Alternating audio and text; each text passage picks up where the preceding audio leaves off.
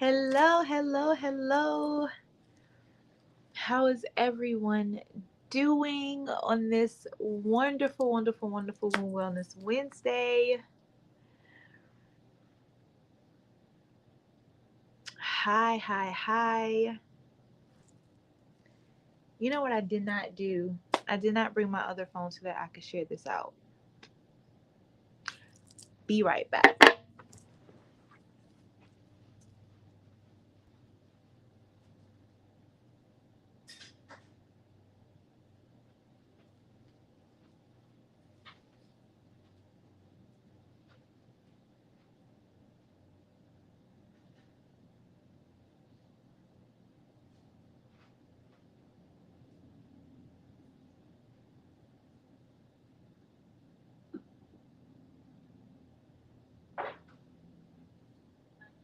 Doing on this.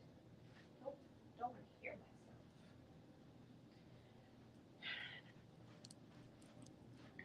myself. Okay. Hey, hey, hey.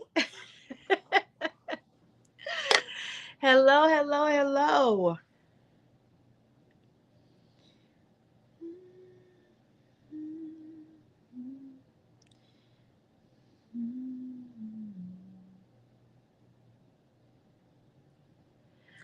All right. Hi. All right. Hello, everybody. Hello, hello. Welcome, welcome, welcome. Happy Womb Wellness Wednesday. If you are new to me, I am Javon A. Frazier, also known as Your Guiding Light. Um, If you are watching me for the first time, please go ahead and just say hello. Let me know where you're watching from. If you're catching the replay, go ahead and hashtag replay so that I can come back and join in the conversation with you. So, today I am super excited because I have something to share. And I was trying to wait, but I can't. I can't. So, before I get started and before I share all the things that I want to share, I really just want to have a conversation. I kind of just want to talk because I am very clear and aware that we have some new people um, who are new to the world of Javon A. Frazier and new to all things, your guiding light and the hidden jewel and all of that. And so you may not understand. Um, Thank you. Ma, you got to come see the new spot. Have you seen it? Have you been here yet? No, the new setup. You got to come. Um, but some of you may not know a lot about my journey, and so some of what we're going to talk about won't make a lot of sense because you're just coming to this part. And I think for you to truly understand why this is such a big deal, you kind of got to have the backstory. And for those of you who were here from the very beginning, for us to take a walk down memory lane, it's just gonna add to the excitement of what we're talking about today. So, hello. So here's the thing. It is July. I feel like my top is twisted, or maybe it's just this camera. All right, it is July. It is my birth month. It is my favorite month of the entire year because in addition to being my birth month, this is the time when I really do my mid-year reflection and I kind of assess where I've been, look forward to where I'm going, set some plans, reevaluate where we are. And so I've been working on a lot of really cool things, right? And in doing so, I posted hey, what do you guys want to know from me? What do you guys, want to see on my YouTube channel? And so somebody commented and said, how did you get to where you are? And I was like, okay, but what do you mean? Do you mean professionally? Do you mean personally? And the more that I started to like really think about that question, I realized that you can't really talk about one without talking about the other, because they all play a part in how I got to where I am. So I just want to share a little bit about my story. And there's some things that I may say which may be a little bit sensitive depending on where you are in your parts of the journey. Um, there may be some things that I share that's like, oh my God, yes, I feel you. I align with that. So yes. Then there might be some things that are like, aha moment, chin check moment. Yeah, that doesn't feel good to me. Um, it's all valid. I love it all. I respect it all. And it's all welcomed here, right? I feel like every time we encounter a person and they share their story with us, or we have an opportunity to like see where a person really came from, even if it doesn't align with maybe like where we've been, or it doesn't look like what our story looks like, there's a beautiful opportunity for us to connect and really um display humanity and love, just by honoring a person's journey, where they are and where they've been, without necessarily having to say I agree or I disagree. Just I honor you for what that was for you. um if I say something and it triggers something, I got you. All right, so we're gonna be okay. We're gonna breathe through it. We're gonna talk about it. So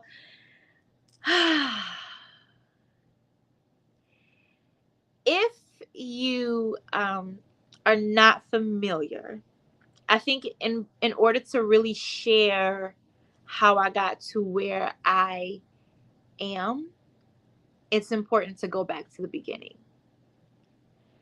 I and all of this is in the book, The Hidden Jewel. It's a really good book, and it's a short read, so you should pick it up.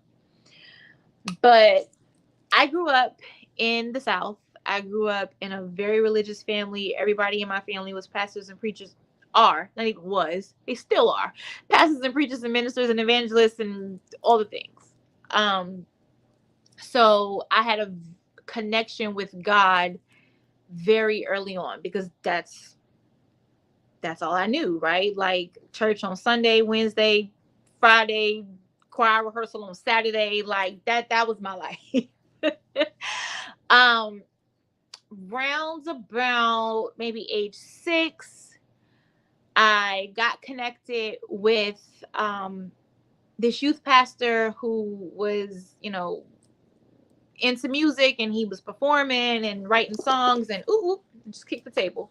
Performing and writing songs and doing all the things. And so like started working with him, started being with him, was around him all the time. Like that was like family, right? And so in that, um, I was introduced to, sexual assault, sexual abuse, all that. Like the first time was like the age of 6. And like from the age of 6 to like, I don't know, the last time that I remember was like 16 years old. Okay. So that was happening. But in the midst of like that trauma and pain, I'm still a young girl living life. I still love God. I still love church. And I actually started preaching when I was 10 years old. So all of that's happening. Years, and we're fast forwarding. If you want the whole like detail, you got to go look at you got to go read The Hidden Jewel, because it's a really good story. Like my life really should be a movie.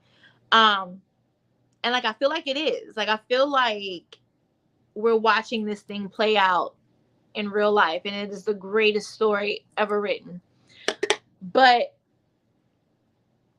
fast forward to like 16, I had this really huge attack with a close family member, where he tried to rape me, and I was like, you know what? Like I'm over it. I'm done.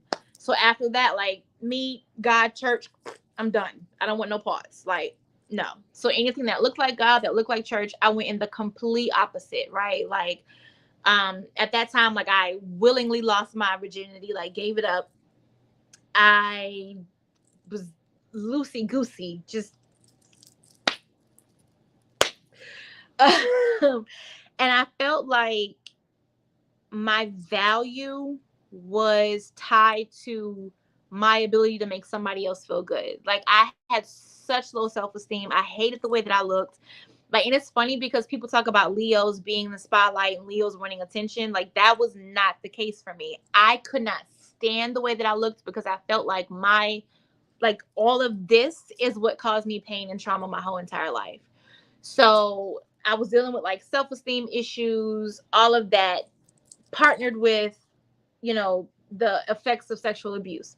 So then in an effort to try to, I guess, heal myself, then I went like way left and was way out there. I started stripping. I got addicted to like prescription pain pills. Your girl was out there. I was just. And so there was this really, and I'm going fast now because I don't want to be here all day, but there was like this period of my life where like everything was just dark. And everything that I thought that I knew about God, church, religion, family, love, relationships, like all of that was null and void. You know what I'm saying? Like my relationship with my mother was challenged. My relationship with my family was challenged because of, who the person was. And it just, there were like a lot of things that happened, right? And so as a result of that, I was in this dark place trying to navigate. And so like I went to therapy and therapy wasn't really working for me. And then so I went back to church because of course that's what I know, that's my foundation. And there was a situation where church didn't work for me because in that setting, again, the same person that like I trusted wasn't in a place to handle me in that moment, didn't understand what I needed in that moment. And the same thing for the therapist. Like, although what she offered may have worked for other people, it didn't work for what I needed in that moment. And so I like went on this journey of healing myself because I got tired of self-destruction, and I got tired of putting my trust in people who were supposed to be there for me and not having that support and that love. So I began this healing journey. Boom. Great. Stop, partying, drinking, drugs, all that good stuff. We're fast forwarding people. And so found myself like married and having, another child. And life was supposed to be good. Life was supposed to be better.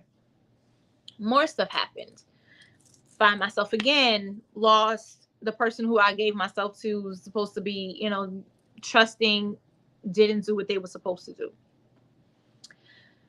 Here I go again, having to heal myself. And y'all, that was so frustrating because feeling like, why the hell am I going through all of this? Number one. And number two, why isn't it that nobody can seem to relate? It was so frustrating. But what I now know is that like when they say, oh, my story was a part of the glory. No, but like real talk, like I understand the strength that was given to me to be able to heal myself. So fast forward, boom. We're on marriage number 2 now. That didn't work out. We're back. Here I am. I'm like, you know what? I'm done. Like everything that I ever thought that I knew. Nope. I clearly remember waking up. It was like 2, 3 o'clock in the morning, in the middle of the night, like screaming to God because everything that I thought that I knew, like some got to give. I don't like, what is this life? And so I started, and at the same time of like that relationship ending, I also decided, you know what, I need some space. So I decided to send my children to live with their father, which was its own other like source of pain or whatever, because being a mother is something that I pride myself on. Like if I don't do anything else right, I know I'm a good mother. So in that moment, it's like the last shred of what I was holding on to, the last shred of like my identity, my awareness, like the one thing that made sense, that was also being stripped away from me. So I started healing. I started like looking into different things, and I went on this journey of really unlearning. And at the same time, like, was in school for psychology, because I realized that there was something missing. There was something missing from what I knew in my religious or spiritual beliefs, and then there was something missing from like the science of everything and the logistical parts of everything, right? And so it became this beautiful journey of like unlearning, learning, trial and error, all of that. So here we are. It's 2018. 2017 is when I had my first yoni steam. It was before the wedding. They decided they wanted to like gift me a yoni steam. It was the worst experience of my entire life. After the marriage ended in 2018, I'm like, okay, I need something. So I remembered yoni steaming. And so I called a friend who at that time was like mixing up herbs. I went online and bought like the little plastic bedside commode like you use for the elderly or the impaired. Is it correct to say impaired? Differently abled. I don't know. Y'all know what I'm trying to say. And so I set up healing sanctuary in my bedroom. I got candles. I made herbal tea. I had a cup of herbal tea and I had a cup of water. I had candles. I had music. I took a really long shower, cried in the shower. Like, it was just, I released. And what didn't get released in the shower, the rest happened on that steam pot. And it was the most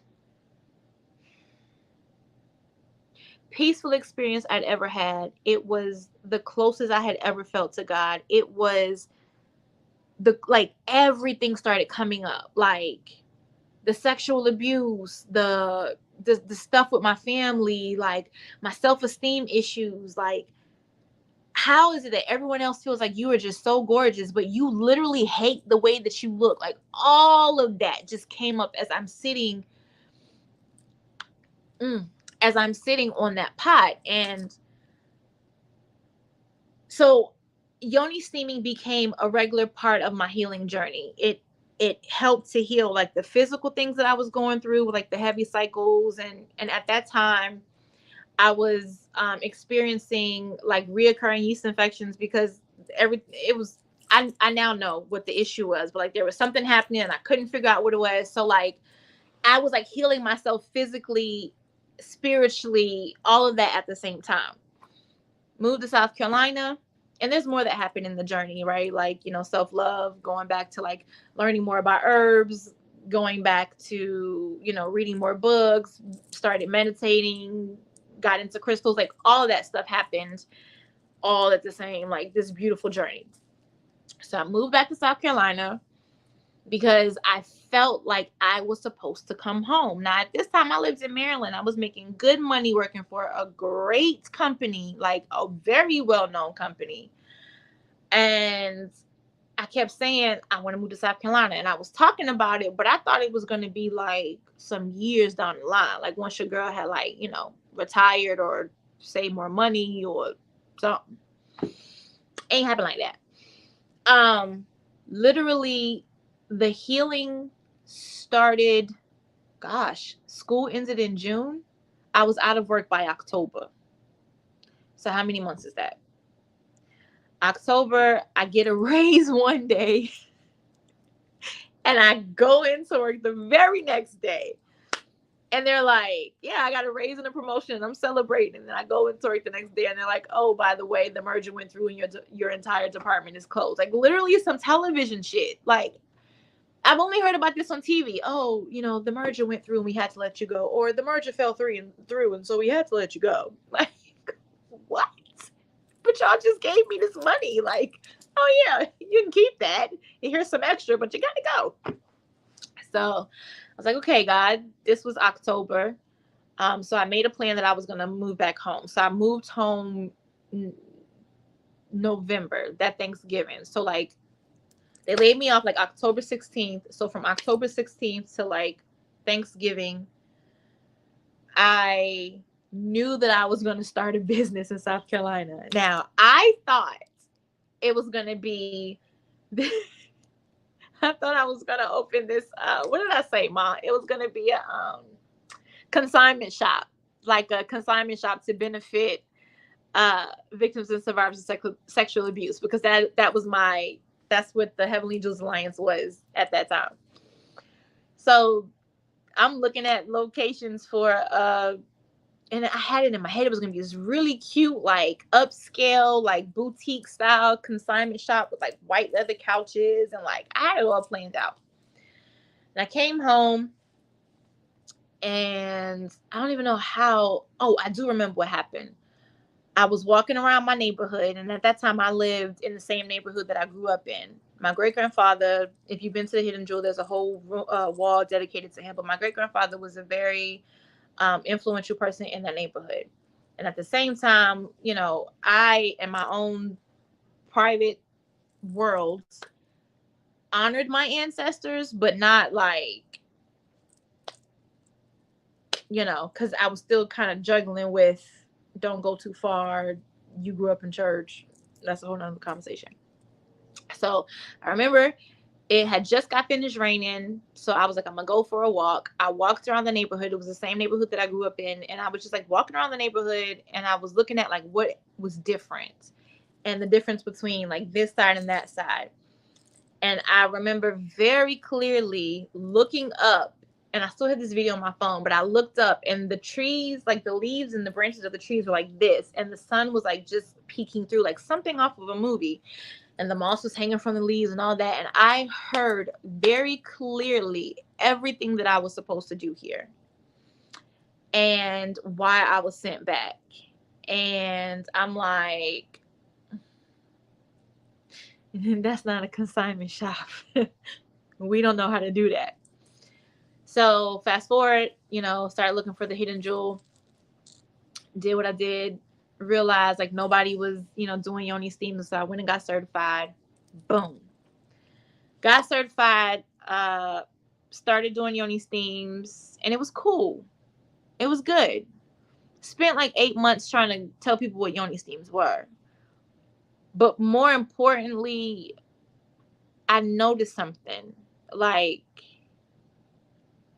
people started coming to me, women started coming to me, like telling me their life story. They started telling me like their life story, and I'm just like, okay. And so yoni steaming became more than just come sit on the pot and have a spa day. Like, that's literally what I thought it was going to be. I thought it was just going to be a spa day for your vajayjay. I put it on the back of my car, Hidden Jewel Wellness Boutique, a spa day for your vajayjay. Like, that was the thing. Like, it was just going to be a spa day. And I thought I was going to be in politics, because at that time I was working for, you know, presidential campaign, but also doing, you know, the Hidden Jewel, but not for real. Because politics was the end goal. Like, we're here to change the world. We're here to, you know, change our community. We're going to make things right in our community. Politics is the way. So 2019, we opened up the Hidden Jewel. By the end of 2019, we closed the Hidden Jewel, but I was still doing like services in my living room and working for the campaign. 2020 came, and I was like, all right, I'm gonna do the Hidden Jewel again. I talked to my, you know, my now wife, but she was just my girl at the time. That sounds so weird saying, but I was like, you know, this is what I want to do. And, you know, in true like bestie fashion, if you're gonna do it, you gotta, you know, you gotta go big, you know, don't play with it. So she's gonna kill me. That's me mimicking her, because she's all like, and I'm just like, okay.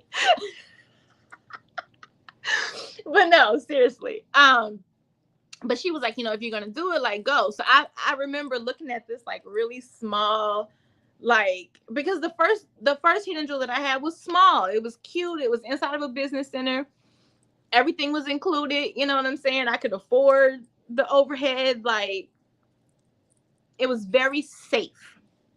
So when I went to open up the Hidden Jewel again, I was looking for something very safe. And the very safe option, y'all, they denied me. And I was like, but wait, what?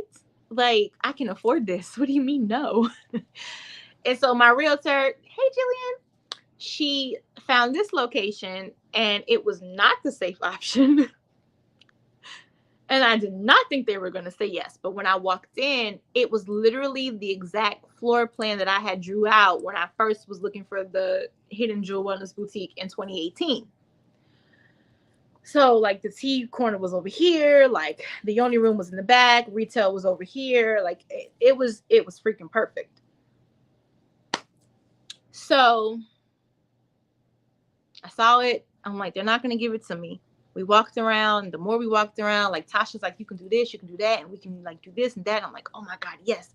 And I just saw the whole vision, and something stirred in my belly, which I now know is my womb space. And I was like, yo, this is it. I was so terrified because on paper, it did not make sense. But I felt it and I knew it, and I just had to trust. And so we applied. Not only did they give it to us, but they gave it to us, and I say us because, you know, it was the whole spiritual team and, you know, the support of my bestie.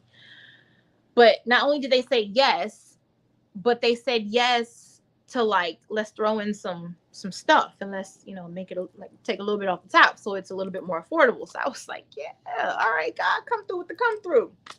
I came, I filled out the paperwork, took pictures in the front with the keys. Like, I got the keys. Hey, that was March 31st. April 1st, everything shut down. Myrtle Beach went into lockdown. And I was like, and everybody was like, oh, you know, you did, I don't know why you did that. And now's not a good time. You don't open no business. We don't know where this is going. Blah, blah, blah, blah, blah. Everybody except for my bestie. And I'm like, ugh. But what happened was we took this opportunity to make the Hidden Jewel like what it is, like to rip up carpet, to paint, to do all the things. Opened the Hidden Jewel in the middle of the pandemic, and we are still here. Now, that's the physical that was happening. Spiritually, though, what came from this journey is something that I did not expect.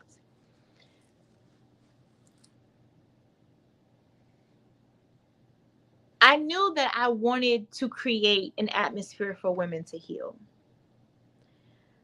I knew that I've always had a passion for talking about stuff that people didn't like to talk about. When I wrote my first book, The Hidden Jewel, and I shared all of what happened with me with the sexual trauma and the issues with, like, you know, the stripping and the girls and my mama and all of that stuff, like, I knew it was not going to be pretty and it was not going to be received well. And it wasn't by the people who knew me, but the amount of people that I helped, like, I do not regret writing that book. And even more so because, like, I have such a beautiful relationship with my mother. I have such a beautiful relationship with, like, my family. Like, things are being, like, mended. And I appreciate the journey.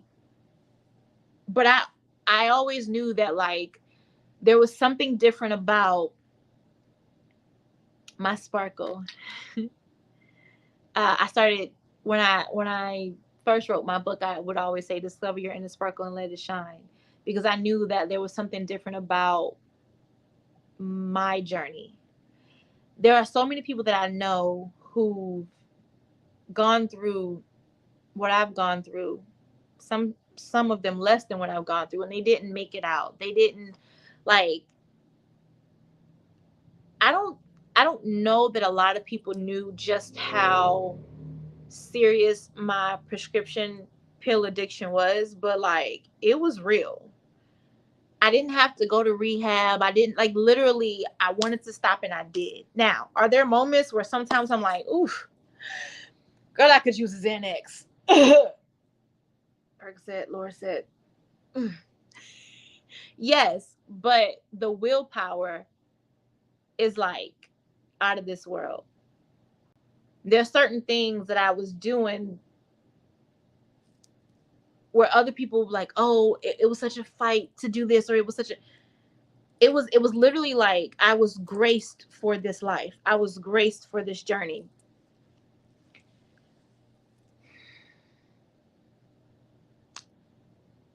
A couple months ago, I remember having like this breakdown where I was crying to my wife, and I just was like, I'm tired of going through pain. Like, I feel like I help people through my pain, and I don't want that.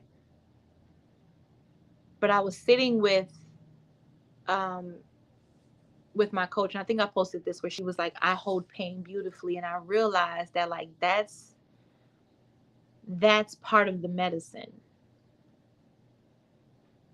I've met so many women. We've steamed over 300 women, but we've had more clients than that. That's just the Yoni Steam clients, but that doesn't count the womb wellness clients. It doesn't count the women that we've helped, since 2014. God dang, Jay, you've been doing this.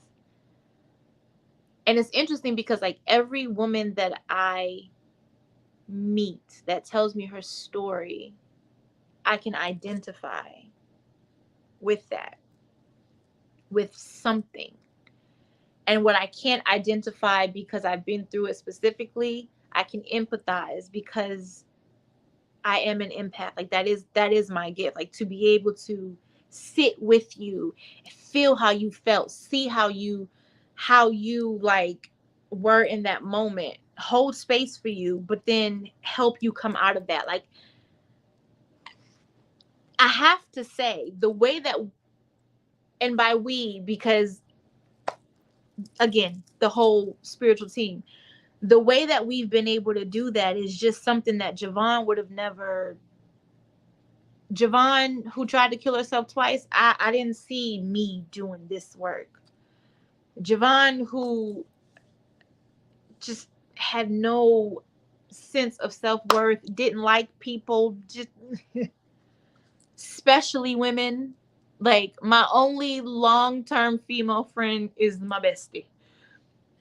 You couldn't have paid me to think that this would be my life, but it is, and I'm grateful for that.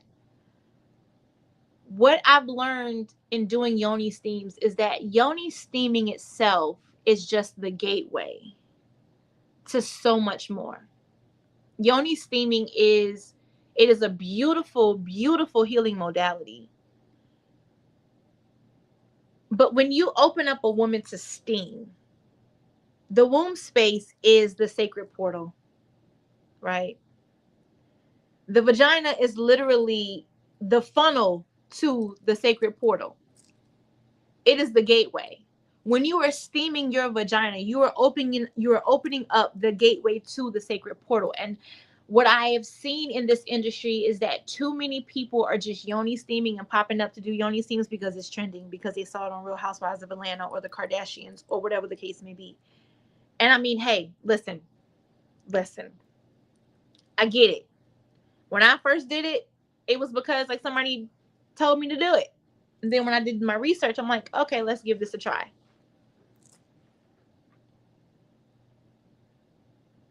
What I want to represent, and like I've always said this privately, I want to awaken millions of womb keepers all over the world while making millions of dollars. But it's so much deeper than that. Like I want to see holistic womb health care presented in such a different way.